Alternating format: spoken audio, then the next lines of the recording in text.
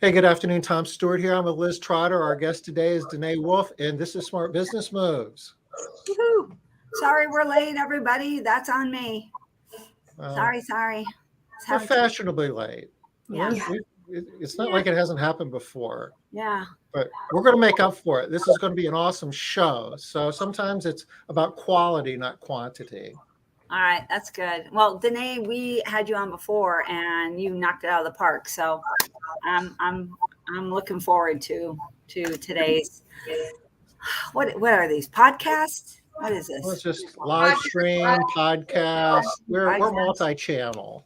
Depends on how you're watching or listening, I guess. So Hey, all right. So, what was the topic, Tom? You said the topic. I thought it was good. how to turn your passion into profits is Oh the yeah, topic. that's nice. But before we start, Danae, you want to share a little bit? What have you been doing today? Oh, so this is exciting. So I actually spent the day at our local TV station. One of the big banks here is looking to launch a program on local TV station. So not like a big one like NBC, maybe that'll be the next stop, but a local channel to do a program on financial literacy. So today I spent the day actually filming a pilot, and it's going to go over to the investors on Friday, and hopefully I will be selected as the host. The show will happen with or without me, but the host has not been picked. So fingers crossed, that's what I'm going to be doing over the next couple of months. That is super exciting. Yeah, definitely keeping my fingers across. Across? No, crossed. Cross, fingers and toes, cross it all, Yeah. And it sounds fun too. I mean, and really just the experience of what you did today. I bet you learned a few things. Oh my gosh, it was incredible. I got the best content. So I'm going to be like putting it all over my stories and everything. But just getting hi, Denise. Hi. Just getting mic'd up was really cool. Like I've never worn like a mic back before. Using the teleprompter. There's all kinds of prompts behind me. It was just really neat. Get to be in hair and makeup, all these lights. You just go, it was fun. It was really, really, really fun. Well, you have the right presence, I'm sure, that they're looking for. So, gosh, it seems like you'd be an amazing choice for them. Ooh, I like your odds. I mean, me because too. this is local market stuff to start, right? Yeah. So, I hope so. We'll see. I don't know how many people have auditioned. I have no idea. So we'll see.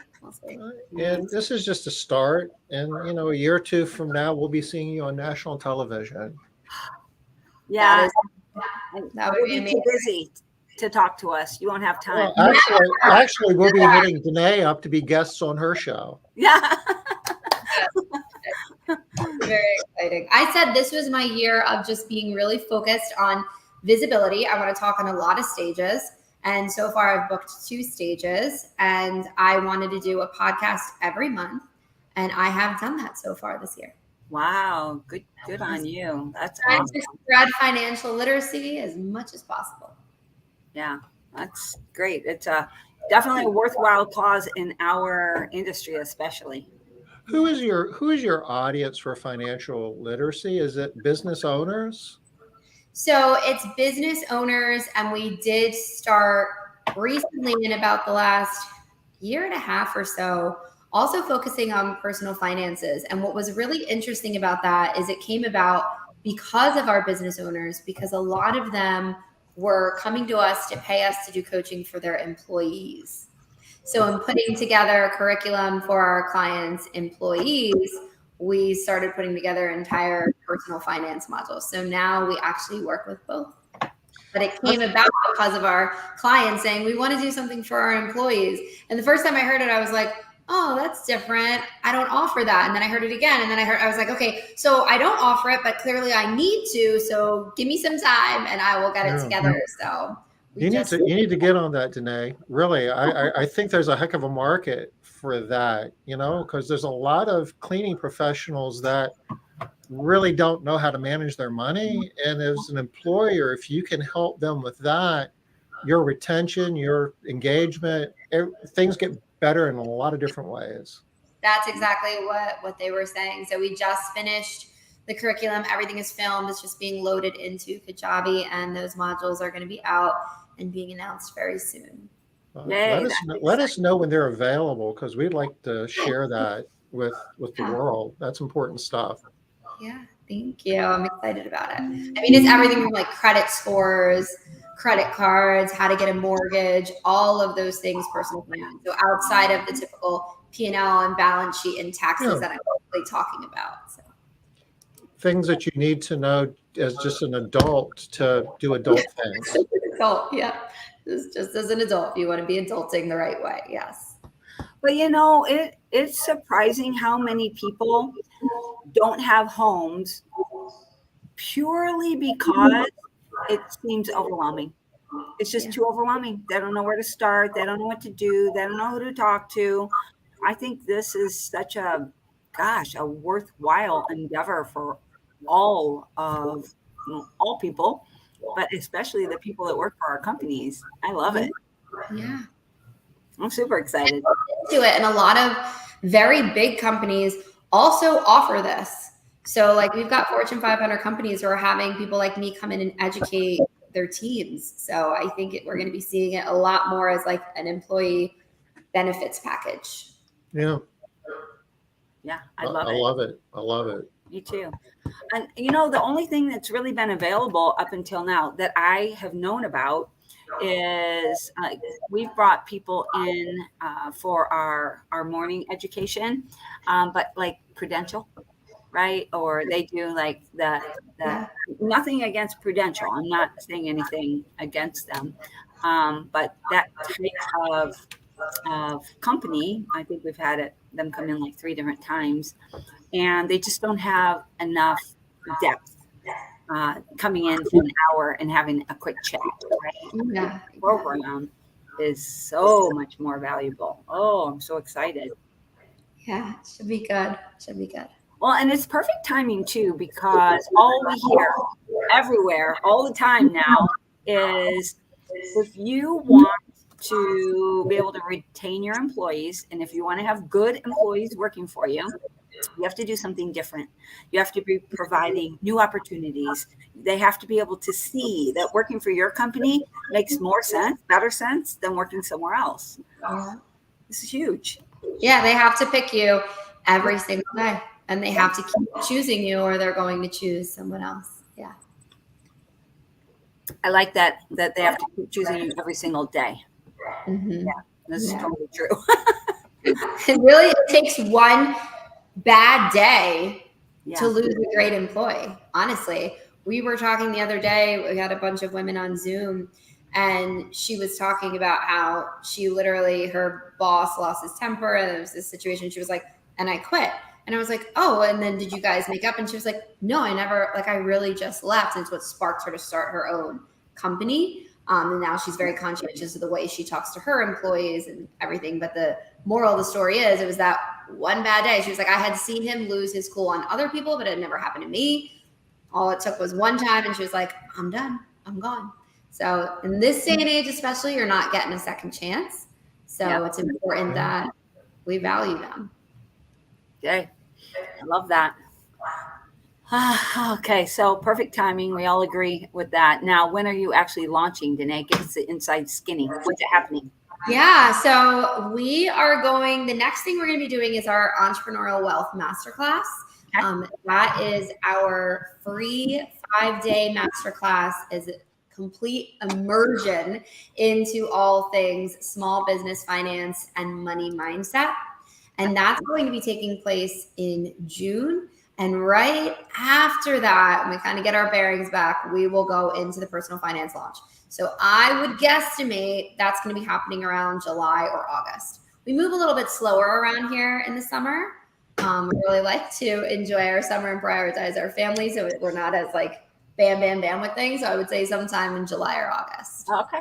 So when is specifically, what dates is the masterclass? Sounds like we need to get the business owners need to get into that. Yeah, so we are still ironing out the dates for the masterclass, but typically it is the 3rd week of the month. So it's the 3rd week going into June, or in June, it would be the 3rd week. And the reason why we are still ironing out the dates is I am in the middle of planning a family vacation, but it is with extended family members. So it's not just me and my husband. So we're working everybody's schedule. So flights have not been bought yet. So it's a little bit not solidified just yet. But once the flights are bought, we will pull the trigger. But it's looking like it'll be the 3rd week in June. Okay. And I think I heard you say it was 5 days. And it is. What's the price? Did I get that price It wrong? is free. It is free. I cannot tell you the gift that this masterclass has been to me this year. So I had never done a masterclass.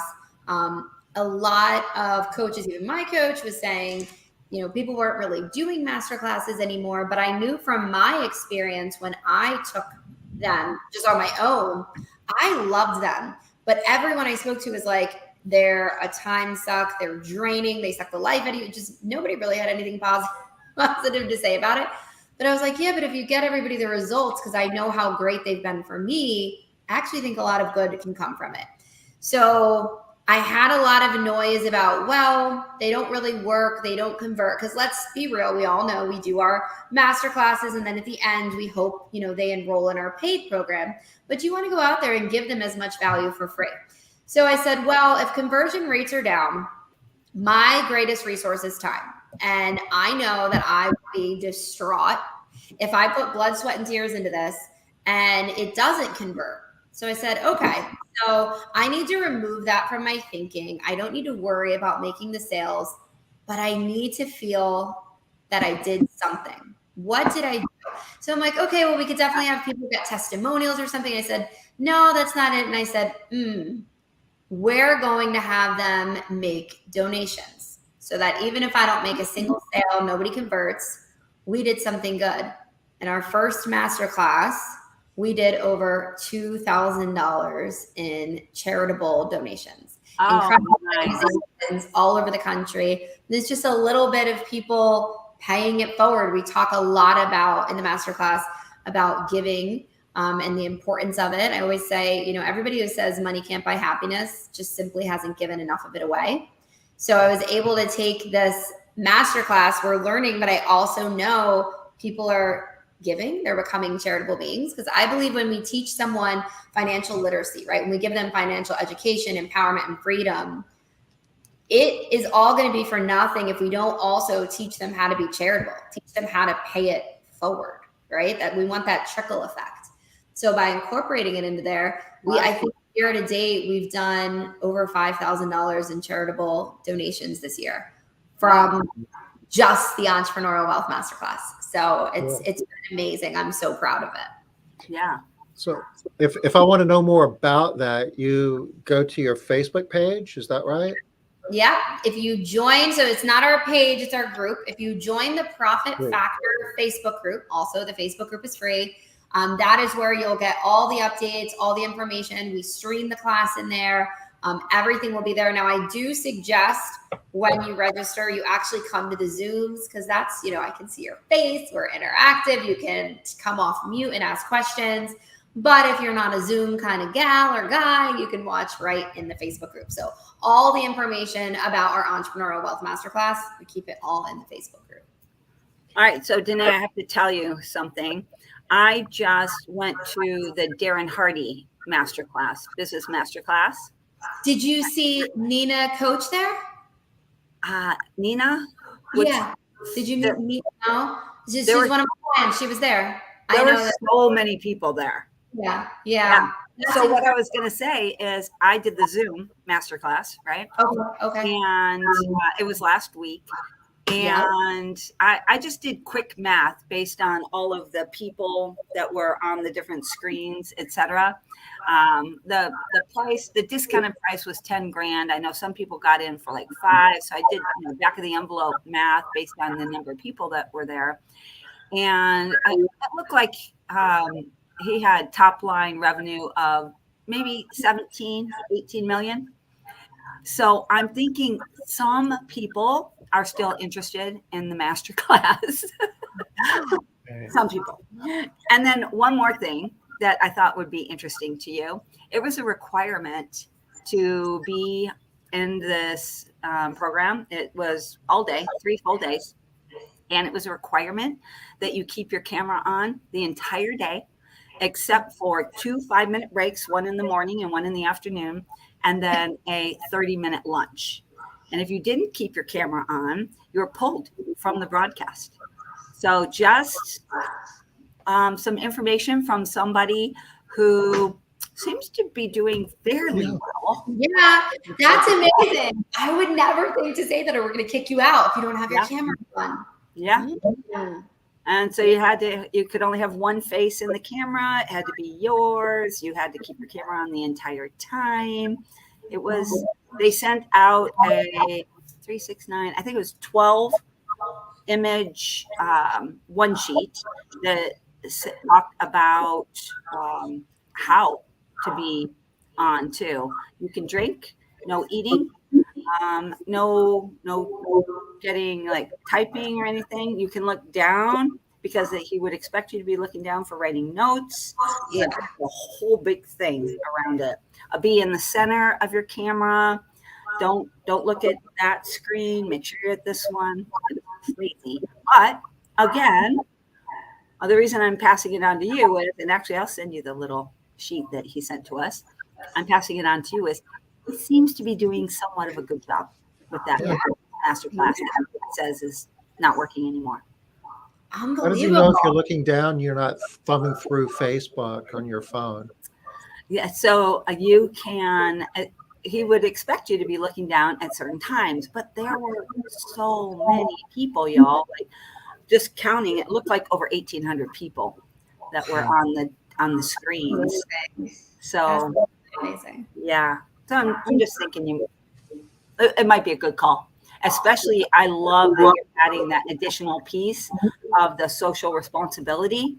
That's big right now, right? Everybody wants to feel like they're doing more with their lives and their time on this planet. And so much of anything in life, right, comes down to creating habits, having rituals. And when it comes to giving and being charitable, don't lose sight so much and lose sleep over, oh, I only gave $5. It's not about that. It's about creating that habit.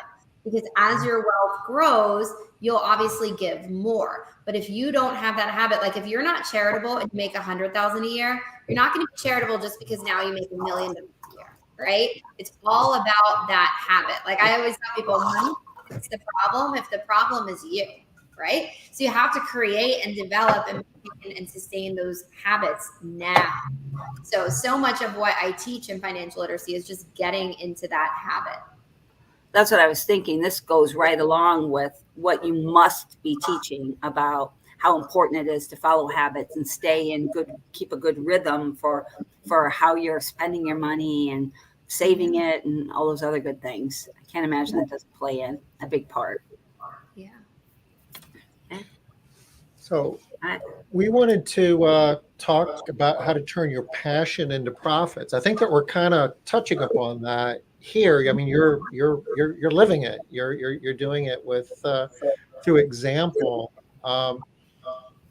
Did you have some thoughts as to? I do. Yeah. Okay. So it's something I feel so strongly about because I think a lot of times there is this culture and this buzz of if you're in it for the money, you're in it for the wrong reason. And there is this message that's being sent that almost makes entrepreneurs scared to talk about anything that has to do with money. Number one, they don't want people to think they're in it for the money. Number two, they don't want people to think that they are having any type of a financial hardship going on, right? So they hold back from talking about it or asking any sort of questions.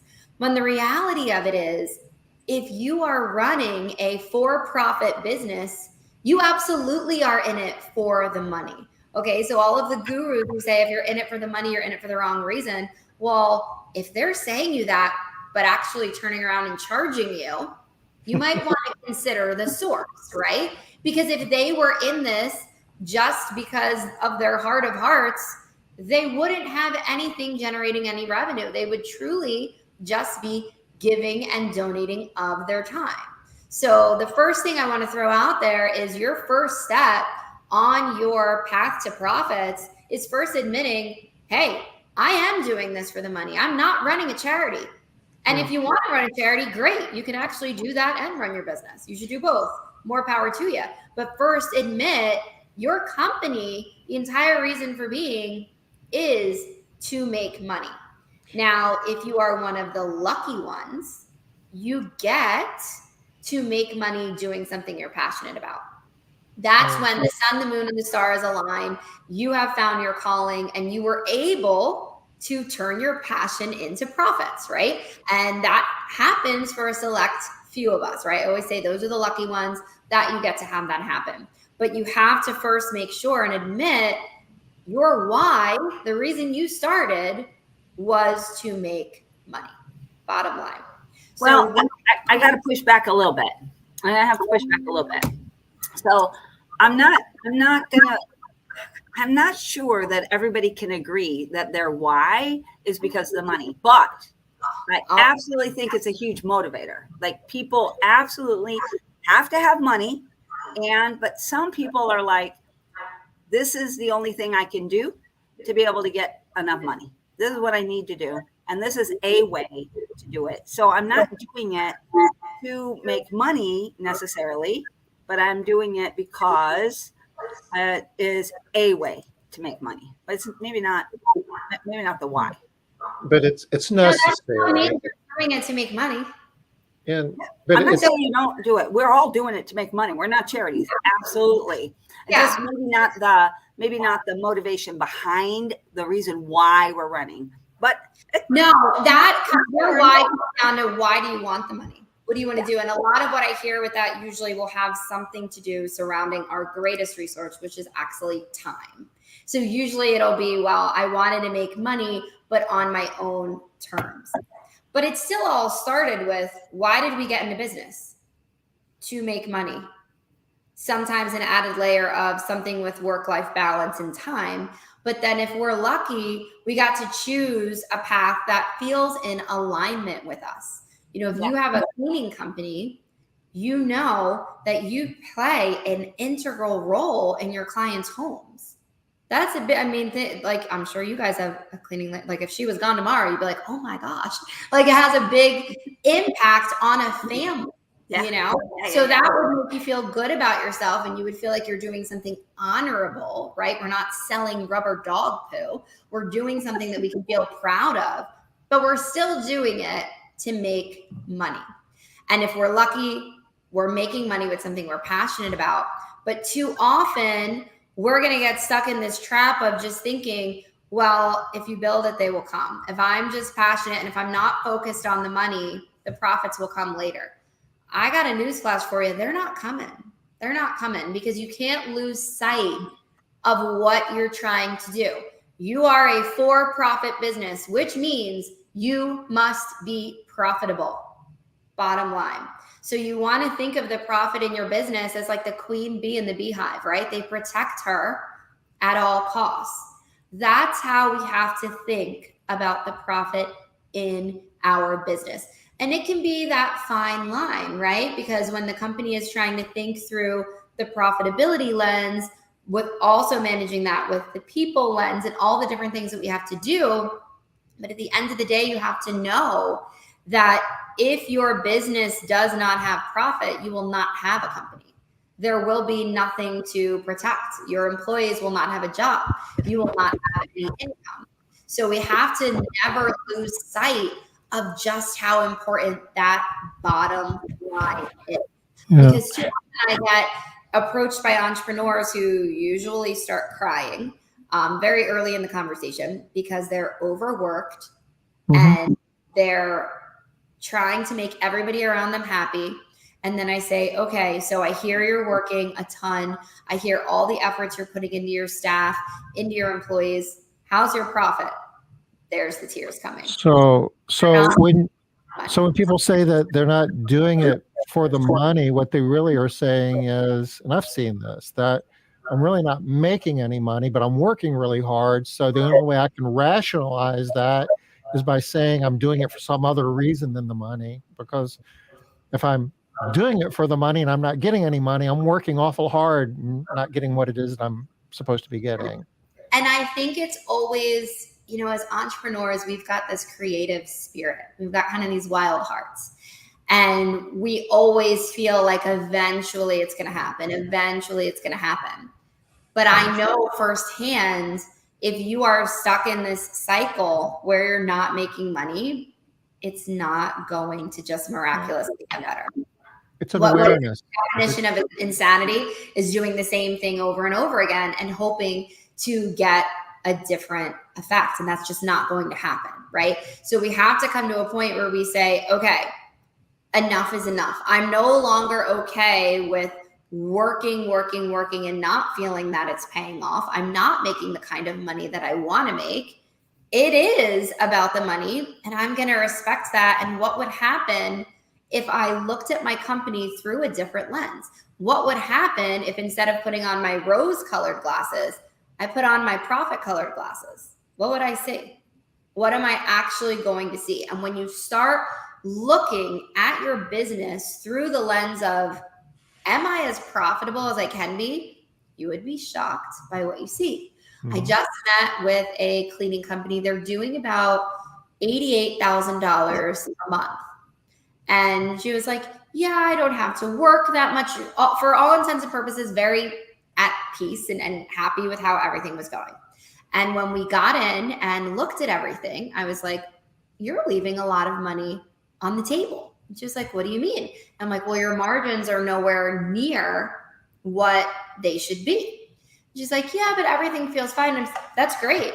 Everything should always feel fine, but let me just calculate it out for you and tell you the difference. And it was just immediately like complete shock for her, not realizing that she was not running her business thinking like the CFO of her company. And somebody's got to be thinking like the CFO when you're running a company, if you want it to have longevity and stability. So once we calculated those numbers for her and she realized what was going on, she was like, whatever I need to do to fix it, whatever I need to do to get that money back into my family's pocket, right? That's a big lifestyle change for her and her family. Yeah. And she just didn't realize it because she didn't look at it through the lens of profitability. Too often as entrepreneurs, we're kind of looking at it through, well, I'm putting some money in my pocket. The lights are still on. Paychecks aren't bouncing. Customers seem to be happy. Everything is hunky-dory. Instead of looking at it through, wait, am I growing? Am I steadily growing? Because in business, if we're not steadily growing, we're slowly dying, right? And when we start looking at things and saying, what are the numbers telling me? Because if it doesn't make money, it doesn't make sense. That is the reality of entrepreneurship. And I think so often people just aren't fixated on it. They're not actually paying attention, but our underlying motivator, how many people sign up for coaching? What are we trying to do? You work with a lot of cleaning business owners, helping them through this process. Yeah. And you've been doing this for a while. Have you seen things change since, like, after pre-COVID, prices were fairly stable, wages were stable, and if you were making money, or if there was money in the bank account, you might not know why, but as long as nothing changed, that was okay. But you see more companies running into trouble now that inflation and a lot of things are changing? Yeah, so what I think COVID did was make a lot of people a lot more financially savvy. I do think that was a blessing in disguise. There was definitely a strong percentage of entrepreneurs who realized during COVID that they didn't have their numbers together. And why did that happen? Because they couldn't apply for the EIDL and they couldn't apply for the PPP because they didn't have their financials ready. So we definitely see a much bigger emphasis on understanding numbers and people actually understanding that it's an important part of the business. But what we're seeing more so over 6 months ago, I would say lately, the trend is better. But the big thing we were seeing about 6 months ago was a big uptick in what we had to spend to recruit. Definitely would have what I called an employment crisis. We were seeing our cost of goods be higher because we were paying cleaners more, and we were seeing regular operational expenses higher because of what we were investing into recruiting. I would say in the last 2 to 3 months, I am 100% seeing those level off. I'm seeing things go back to normal, but that was sort of a temporary challenge. There was a while there where that was for sure the biggest challenge we were seeing, just recruiting, because everybody wanted their house cleaned. Like kind of when the world went back to normal and wanted their regularly scheduled programming, so to speak, and having their house cleaners back, it kind of also coincided with the mass exodus from the workforce. And particularly, what did we see? The data showed us it was women who weren't going back to work. The data also tells us the majority of our house cleaners are women. So it definitely was something that impacted the industry, which made us have to input more money into those recruiting ads. But lately, we're doing good. I'm seeing that turn a corner. What are you guys seeing with your coaching clients? I haven't seen nearly the staffing issues that we were seeing about 6 months ago. I still have a couple of clients that struggle with staffing. I was talking with, and I have a new client that just not a new client. She's a client that's been a client for about, 2 years, 2.5 years. She's never had a problem with employees through all of the stuff that everybody else did. And she just was talking about today, like, what the heck? I lost 5 employees in the last 2 weeks for kind of legitimate-ish reasons. And one of them she doesn't want back, but the other 4 was like, oh, what the heck? So I'm seeing kind of a mixed bag. There are companies that are just spot on and not having any trouble at all. I don't have that many clients either. So, I mean, let me be clear. We're talking about 84 clients. So, but I would say out of those 84, we probably have 70% of them are in a better place with their employees, but about 30% are struggling. Still struggling. Yeah. And for the 70% that's better, I don't think there's a lot of people out there that have more labor than they know what to do with. I mean, there's still a healthy demand. Yes, there are a couple. Yeah, it's a great time to be in the industry, honestly. Yeah.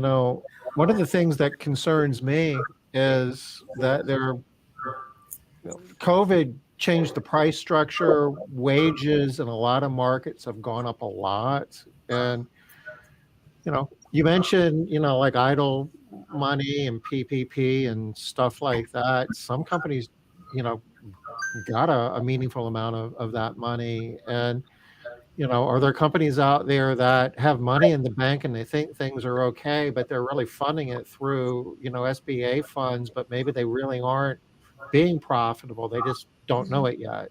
Tom, we know people. We know people. Well, I know people. We know people that they don't know where their money went. They thought they were doing great. They thought they were just killing it, growing their businesses, doing all of these things, but they kept their same processes and their same way of managing their money. And when the money was gone, they went right back, exactly like you were saying, right? Yeah. And I see the opposite too. I see people who come to me and say, it's a mess. I don't know what's going on. I'm not making any money. And then we're like, you're literally doing amazing. This is the best year you've ever had. And they're like, oh, I don't know. That's just like my mindset. And I'm like, oh my gosh. So I say all the time, like, money is mental. It's so mental, and it's all in the way that you're looking at everything and processing everything. But at the end of the day, we have to remember, like, numbers are very black and white, and they tell the story of your business. But you have to be reading those books, and you have to make sure that you actually know what's going on, because at the end of the day, you might find that you are leaving money on the table. You might be underpriced. You might be overpriced. You might be paying too much for your staff. You might be paying too little to your staff, which means you're going to have a turnover issue. But everything you need to know about your company is actually in those numbers. And I always tell entrepreneurs, if you are someone and you know who you are, this is you. If you are someone who is having a cash flow problem, you genuinely need to be looking at your numbers every single week, some of you every single day. But if you know that you're not having a cash flow problem, right, you never worry about overdrawing or everything like that, then you can do it once a month. But the point is you need to make the commitment to do it. I call them money meetings. You need to get them on your calendar and you need to see what is going on. Look at that entrepreneurial equation, right? It is our revenue minus our business expenses equals our profit. That's all it is. It's actually very simplistic. And then you need to make sure your revenue is accurately recorded and that your business expenses are accurately reported. Because guess what? That profit is what you're going to be taxed on. So the best way to avoid overpaying in taxes is to make sure that all of your numbers have been tracked appropriately so that you know revenue minus expenses equals profit is legit. All of those numbers are correct. And once you do that, once everything is categorized correctly, it really just becomes basic math, making sure that everything's done. And you don't even have to be the one that does it. Yeah. So talking about this topic and then going back to the title of this podcast, whatever, turning your passion into profits. So talk to us about like the passion. Are you saying that the passion is the money? I don't think that's what you're saying, right? No, the passion is what is actually bringing you joy. What do you actually like to do? We already know we are entrepreneurs to make money. That's it. I'll go head to head and argue that with anyone. We are entrepreneurs to make money. That's why we became an entrepreneur, right? It's the same reason why you're an employee. It's the same reason why we do a lot of things. We need to make money. Money makes the world go round. Let's just call a spade, right? So we're all doing this to make money. But if you're one of the lucky ones, you're able to find something that makes you feel fulfilled, that makes you feel alive. And you're then able to turn that into profits. So you said something, Liz, that I wanted to touch on because you said some people are like, I'm not necessarily passionate about this, right? It was just kind of what I knew how to do. And that's going to lead me into this topic. So if you are running a cleaning company and maybe you say, it wasn't really like I kind of fell into this, right? It wasn't really something that I necessarily felt passionate about. Then I would challenge you to say, okay, if your company is running like a well-oiled machine, you're profitable, you're hitting the margins that you want, it is okay to start exploring what lights you up, what makes you feel passionate. And we can do what we call passion projects. So I'm going to give you guys some real examples from some cleaning companies. So one cleaning company was like, listen, I wasn't passionate about cleaning. I literally was not going to be able to stay at my job because my schedule was changing and it wasn't going to work with my children. So I quit my job on the spot, didn't know what to do. And somehow, some way met a woman who was like, oh, I'm making six figures. I run a cleaning company. And she was like, great, I could do that. I know how to clean, sign me up. And she was like, I just went down this rabbit hole. Turned out I'm good at it. Now that's how I make a living. But it wasn't something that really lit me up, but I was making the money. So she said, what do I want to do? And she said, well, I would really love to be able to help women understand just because you lose your or you have to leave your job, whatever it is, you can still figure out a way to make it okay. And she actually started getting very involved in a lot of different philanthropic entities where she lives. And she's like, that's where I'm getting my passion. But for her, it actually turns into profits because everywhere she goes, she's got her shirt on, she's landing accounts, she's getting immersed in the community, but it's also lighting her up, right? So while I call the ones who can turn their passion into profits the lucky few, the story is we could all be lucky. We just have to make our own luck. And we have to be really specific about what is going to make us feel fulfilled. So for her, it was getting involved in those charitable organizations. I've had tons of cleaning companies say, I just want to help women. I was able to create freedom for myself and profitability for myself. I want to pay it forward. And they start coaching. Some of the greatest coaches I've ever met are because they had a business and they realized, I have so much on my heart that I want to share, that I want to help other people. These are examples of turning our passion into profits. And that is really where the magic can happen. And it doesn't have to be so black and white where we just say, well, this is my business, it's doing good, but I'm not really passionate about it. Okay, great. What are you passionate about? How can we wing it off of here? How can we also make sure that you have something that is lighting you up? Because we know within our human nature, it is proven, we constantly need to feel that we are evolving, that we are leveling up, that there is a next step for us, that we are climbing that mountain. That's our journey. Complacency is like a death sentence, right? So we have to make sure that we're constantly staying in touch with what lights you up. And then how am I able to make it profitable? So my original early story is that I had restaurants and I discovered financial literacy, changed my life, changed my company. I was actually getting evicted. It was a whole thing. But I was so empowered by what I learned that I was like, I want to go out and teach this. So I started volunteering at my local women's business center just to teach financial literacy. But you know what I would do? I would bring my food. I would cater it all for free. It was my marketing. So now I was turning my passion of teaching and sharing this to profits because it was my marketing. I was getting my food into so many people's mouths. I was getting catering gigs. It was working, but it was fulfilling me in a way that, just dollars and coins wasn't going to. So when we have those honest conversations with ourselves and say, when do I feel alive? When do I feel invincible? What are those things in my life that I just feel confident no one does this as good as me? How can I somehow turn that into being profitable? And that is really when the magic happens. And just realizing it's not black and white. I still had my restaurants.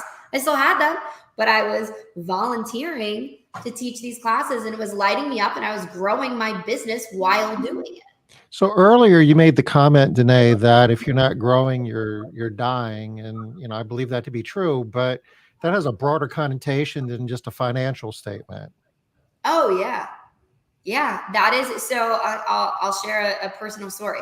So my husband and I spent over 2 years building our dream home. All of our blood, sweat, and tears went into this. It was one of the hardest things we've ever done. And we moved in and we went through a very weird phase. And we couldn't quite put our fingers on it. Like we didn't know what was going on. And we're like, we are thankful we are. And finally we were on date night one night. And my husband was like, do you think that we're just like, now what? Because I'm kind of thinking now what, but I feel like if I say now what, it makes it seem like we're not grateful. And I was like, boom, you hit the nail on the head. We had this thing that we had been wanting and dreaming and hoping for, and then we got it. And it was kind of like, wait, I'm ready to go on to the next thing. But if I do that, does that make me seem ungrateful? And it was this weird thing to be in. And then we finally just owned it. And you know what I did? Launched the Entrepreneurial Wealth Masterclass.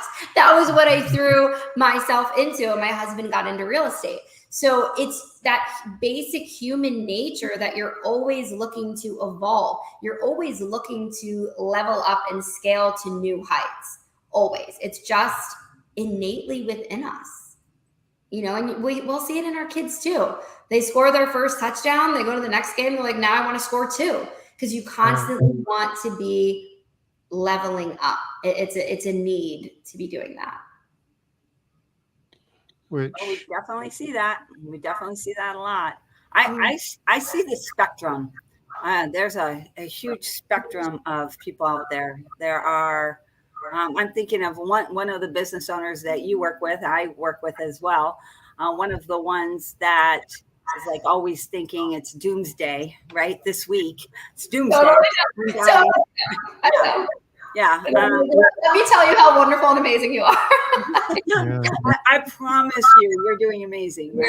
Yes, on fire. Yes. But really, her passion is her family, right? And creating this not work-life balance, just life. She wants a life outside of, and if she can get however she has to do it to get the money to do this thing that she really does have passion for, right? So I've also seen on the opposite spectrum multiple companies doing this, but the one that I'm thinking of right now, she wanted to raise up women, and her idea was she wanted to help single women especially, and she didn't have a profit in her business. She had 2% profit, and she was fine with that.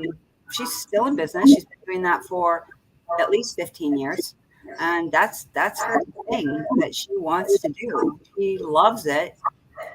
And that's like a completely different thing. Her husband funds their family and their life. So she doesn't really feel a need to make money per se. But I'm like, but why not? Why not make money too? We could do both. You can. You can. You do that and make money. She's like, but there's too many messages that say you can't. There's too many messages to say if you're doing it for the money, you're doing it for the wrong reasons. But that's not the case. You can be passionate about something and make it profitable. You just have to make sure that you're reading the data, that you know what's going on with the numbers. Are you charging appropriately? Are you making sure that every single penny that comes in the door and out the door is being tracked and coded and categorized accordingly? You have to make sure, right? You have to inspect what you expect.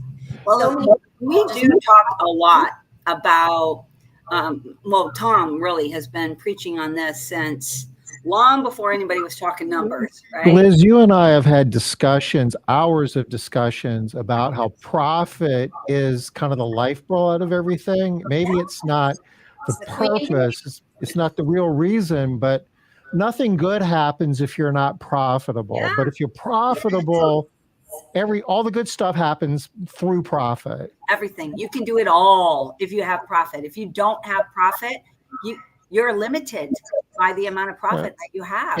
And if you're running a business that's not profitable, you've got bad jobs, you're providing bad service, and you're miserable running it. I mean, it's a lose, lose, lose if you're not profitable. And you're a bad example.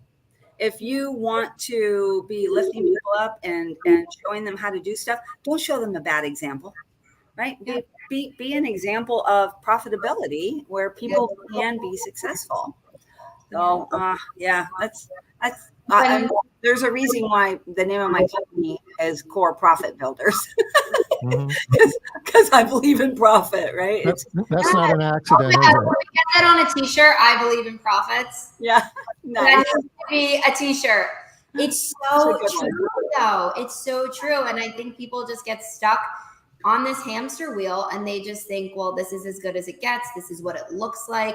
And I remember when I owned my restaurants and I was not profitable, I was losing money. I was telling myself this story of this is just what entrepreneurship looks like. This is what it is. I guess you work really hard for barely any money and that's how it works.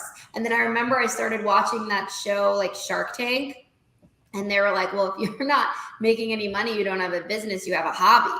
And I was like, oh my gosh, I have the world's most expensive hobby. And how did that happen? Least fun hobby too. Hobby, yeah. I was like, how did I let that happen to myself? And I literally had to go in and educate myself and learn the numbers. And immediately all the problems in my business jumped off the page at me.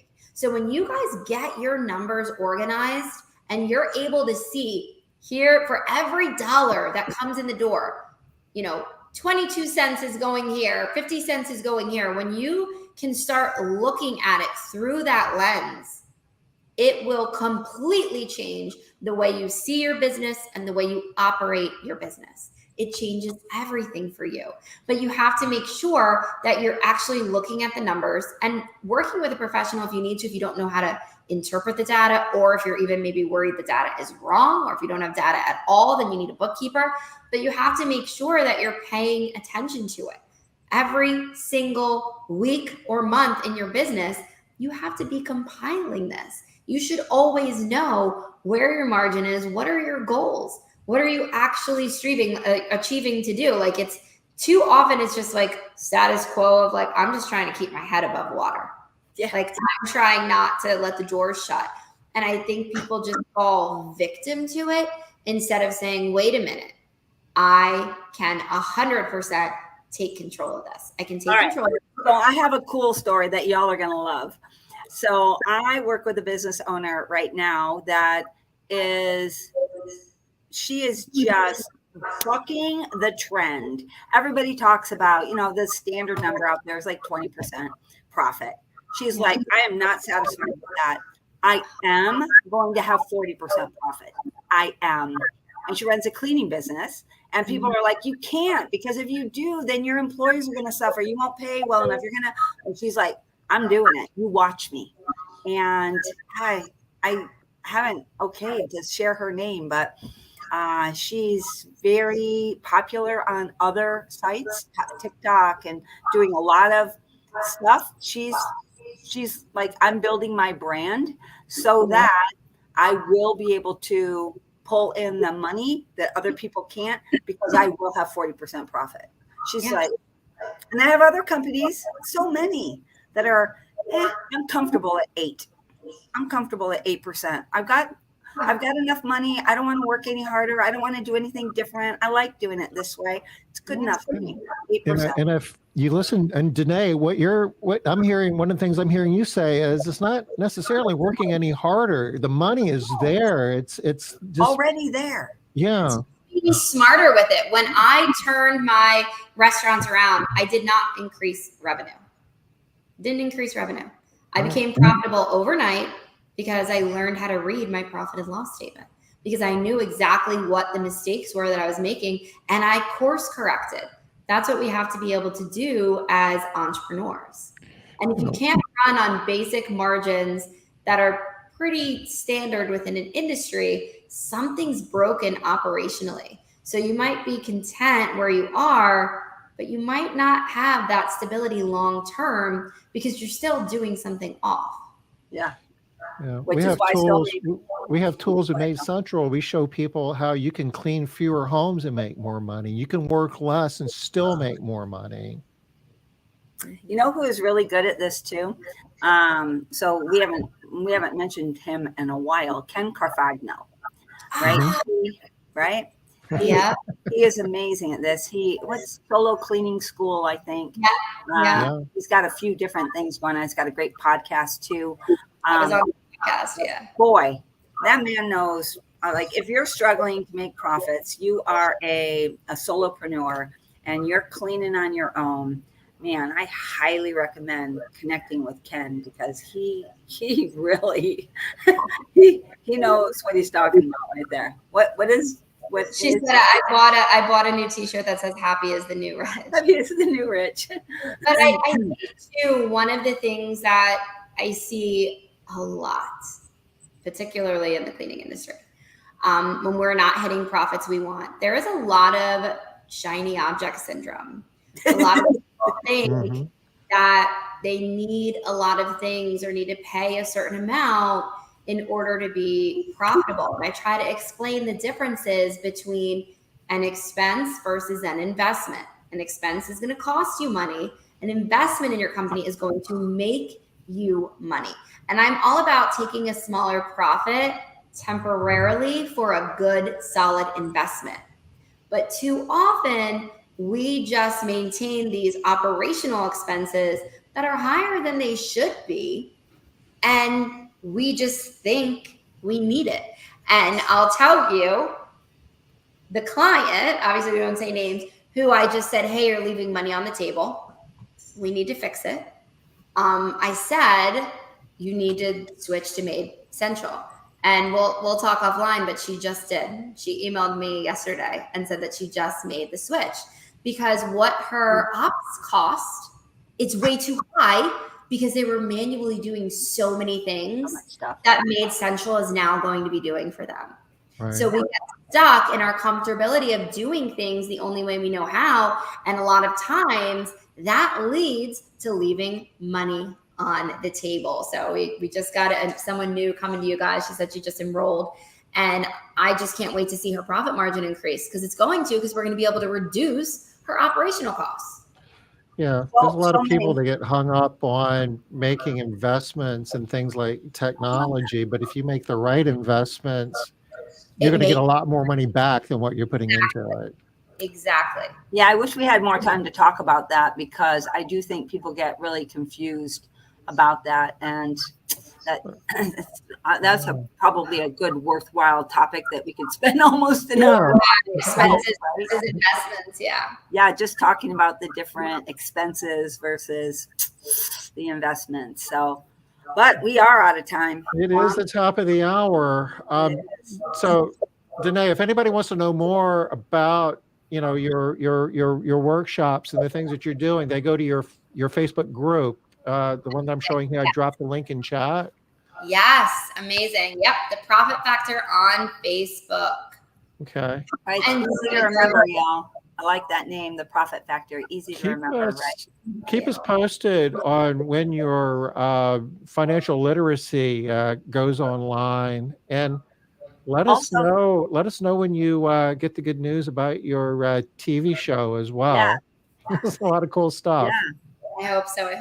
Fingers crossed. You have a lot of good stuff going on. It's exciting. Well, we love to send people over to you, Denai. I really love that you are focused in on profit and that you believe in profit, and for everybody else too. You help them to actually get there in a pushy, nice way. Yeah, in a pushy, nice way. Yes. Yeah. Because you got to be pushy sometimes, right? People aren't there. All right. Sorry, Tom. We're going to call it a tape for today, because it is top of the hour and we need to move on. But Denai, thank you so much for sharing. Good luck with everything you got going on. And we'll have to get you back on the show here once some more things happen and you can kind of bring us up to speed. And I'll be looking forward to that. Thanks, guys. Bye. Thanks, we'll be back Denai. next Bye-bye. Wednesday, 5 o'clock. Bye-bye.